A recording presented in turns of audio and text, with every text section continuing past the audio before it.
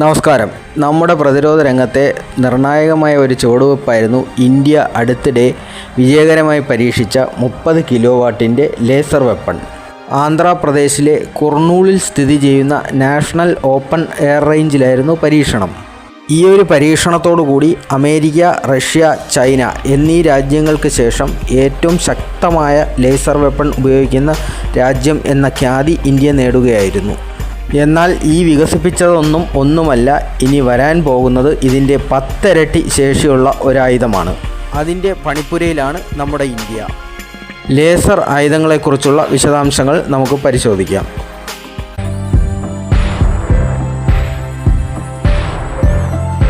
Laser ആയുധങ്ങളുടെ ഒരു ചരിത്രം പരിശോധിച്ചു കഴിഞ്ഞാൽ അത് രണ്ടാം ലോക മഹായുദ്ധത്തിന് ശേഷം റഷ്യയും അമേരിക്കയും തമ്മിലുള്ള ശീതയുദ്ധകാലത്താണ് പിറവിയെടുക്കുന്നതെന്ന് നമുക്ക് കാണാൻ കഴിയും.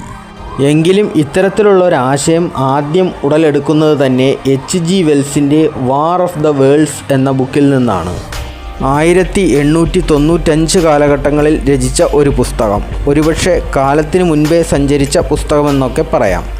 തിരിച്ച് നമ്മുടെ നേട്ടത്തിലേക്ക് വരികയാണെങ്കിൽ DRDOയുടെ കീഴിൽ പ്രവർത്തിക്കുന്ന centre for high energy systems and sciences അഥവാ ചെസ് എന്ന സ്ഥാപനവും മറ്റ് ലാബുകളും കൂടി ചേർന്ന് സംയുക്തമായിട്ടാണ് ഈ ഒരു ആയുധം വികസിപ്പിച്ചെടുത്തിരിക്കുന്നത്.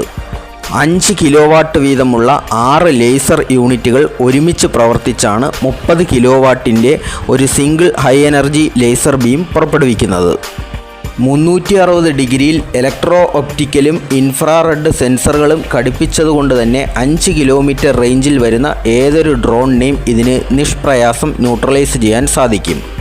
അതും തുച്ഛമായ ചിലവിൽ. തുച്ഛമായ ചിലവെന്നൊക്കെ പറയുമ്പോൾ ഏകദേശം $4 മുതൽ $5 വരെ.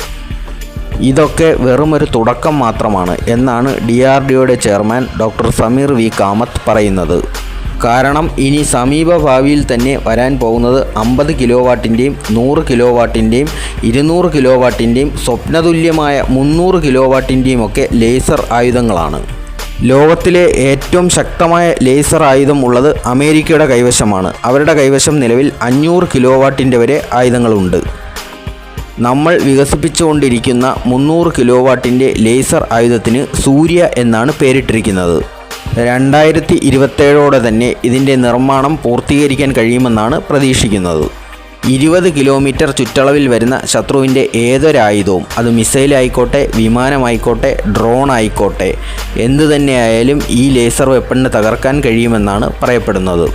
മോഡേൺ വാർഫെയറിൻ്റെ ഒരു ഗെയിം ചേഞ്ചർ എന്ന് തന്നെ ഇതിനെ വിശേഷിപ്പിക്കാം. പിന്നെ മുൻപൊരു വീഡിയോയിൽ സൂചിപ്പിച്ചതുപോലെ തന്നെ പ്രതികൂല കാലാവസ്ഥ ലേസർ ആയുധങ്ങൾക്ക് എന്നും ഒരു വെല്ലുവിളി തന്നെയാണ്. ഇതിനെയും തരണം ചെയ്യാനുള്ള പണിപ്പുരയിൽ തന്നെയാണ് ശാസ്ത്രലോകം. DRDOയ്ക്ക് അഭിനന്ദനങ്ങൾ അറിയിക്കുന്നു. ജയ് ഹിന്ദ്.